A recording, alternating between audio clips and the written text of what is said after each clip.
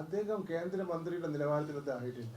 ഇപ്പോഴും അദ്ദേഹം ഒരു സിനിമ പഴയ കമ്മീഷൻ സിനിമയുടെ പിന്തുടർച്ചയായിട്ട് വന്നിട്ടുള്ള സിനിമ സ്റ്റൈലാണ് കാര്യങ്ങൾ നിൽക്കുന്നത്.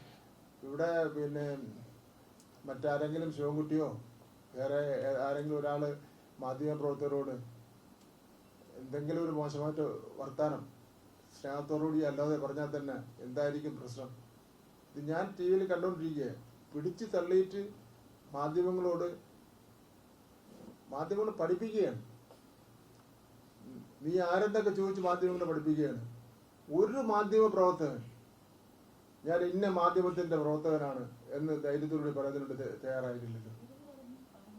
അത് പ്രസ്ഥാനം വന്നു അതിനുശേഷം പ്രസ്ഥാനം വന്നു. പക്ഷെ സ്പോട്ടിൽ വെച്ചിട്ട് അദ്ദേഹം ആദ്യമായി അധികാര സ്ഥാനത്ത് വന്നതിന്റെ പുറത്തുള്ള ഒരു ഹുങ്കും അഹങ്കാരവും സമനില തെറ്റിയുള്ള പ്രവർത്തനമാണ് അദ്ദേഹത്തോട് നടന്നുകൊണ്ടിരിക്കുന്നത്.